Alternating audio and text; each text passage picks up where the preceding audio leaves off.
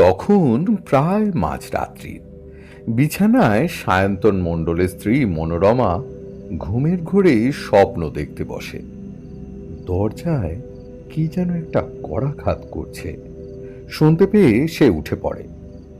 ঘুম চোখে উঠে দরজা খুলে দেখে একটা ফুটফুটে মিষ্টি ছেলে দাঁড়িয়ে, চোখে মুখে উজ্জ্বল আলো ঠিকরে বেরিয়ে আসছে।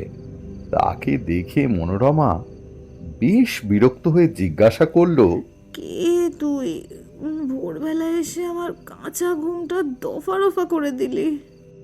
আমাকে চিনতে পারছো না মা? আমি হলাম গিয়ে তোমার আদরের কাতু। কাতু? কে কাতু? এই, তুই এখান থেকে ভাগতো। যত সব অশান্তি। আমি তোমার ছেলে গো, ছেলে। আমার ছেলে? কলকাতা, ব্যাঙ্গালোর, ভেলোর, হায়দ্রাবাদ সব জায়গার ডাক্তার বলে দিয়েছে আমার কোনো সন্তানাদি হবে না। আর তুই এসেছিস আমার ছেলে হওয়ার দাবি নিয়ে? আর যদি তুই আমায় অবহেলা করে ঘরে নাই তুলিস, তাহলে তুই কখনো ডাক্তারকে হারাতে পারবি না। আর যদি মা দুর্গাকে মন থেকে ডেকে মনের কথা বলিস, তাহলে তোর মনোবাঞ্ছা পূর্ণ হবেই হবে। এই কথাটা শোনার পর মনোরমার ঘুম ভেঙে যায়। দক্ষিণ পূর্বের জানলা দিয়ে হালকা একটা রোদের আলো এসে পড়েছে তার বিছানার ওপর। বিছানা থেকে নেমে মনোরমা বাইরের দরজা খুলতেই দেখে তাদের বাড়ির সামনে কেউ একটা কার্তিকের প্রতিমা রেখে গিয়েছে। মূর্তিটার ওপর লেখা, আমায় তুমি লও গো তুলে নিজের ছেলে বলে, কালকে আলো করে আমি আসবো তোমার কোলে, আমার রূপেই পাবে তুমি মাগো আপন ঘরে, দুঃখ তোমার ঘুচবে গো মা এই জীবনের তরে। এইসব দেখেই মনোরমার মেজাজ গেল তুঙ্গে। বাড়ির বারান্দায় দাঁড়িয়ে উচ্চস্বরে বলতে শুরু করলো, কে রে হারামজাদা? আমার বাড়ির সামনে এই বছরও কার্তিক ফেলে গিয়েছিস? দুর্গা পুজো, কালী পুজো, জগদ্ধাত্রী পুজো, কাঁড়ি কাঁড়ি টাকা চাঁদা নিয়েও এই মিনসেগুলোর পেট ভরে না। রাতের অন্ধকারে চুপি চুপি এসে কার্তিক রেখে কান মুলে পেট পুজোর ধান্দা।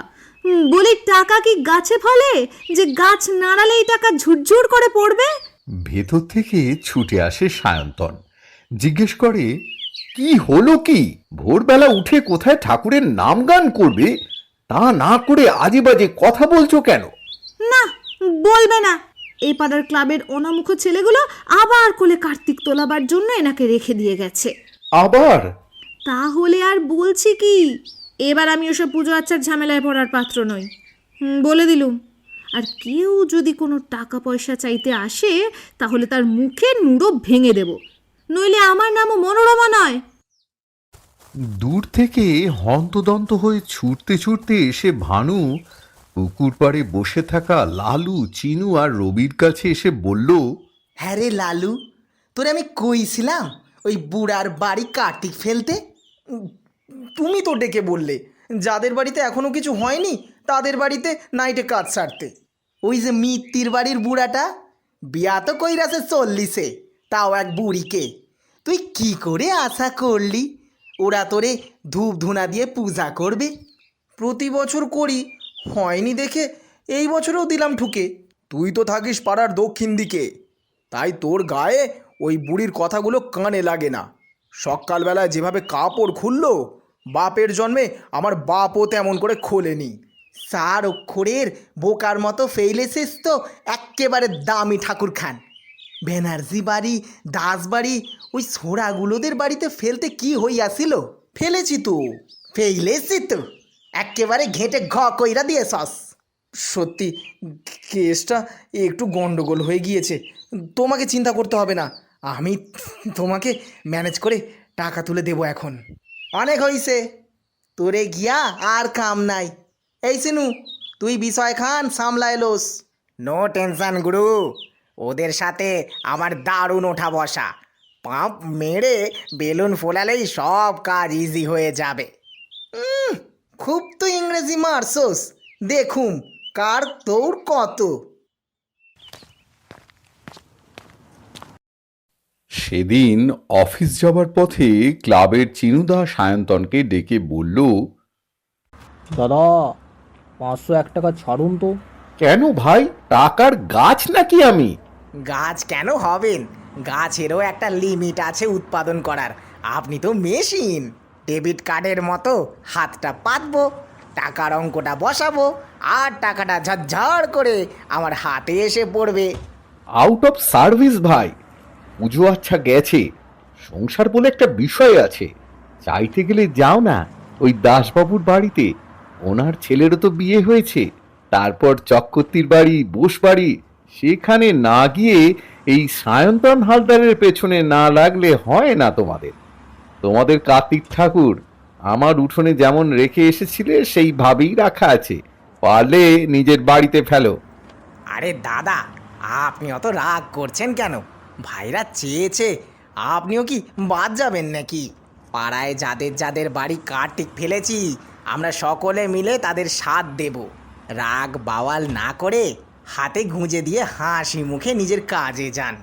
দেখবেন এতে আপনার বাড়ি নিরাপদে থাকবে, হয়তো কার্তিকও আপনাকে সঙ্গ দেবে। পকেট থেকে পার্স বের করে একটা 500 টাকার নোট হাতে তুলে দিল চিনুর হাতে।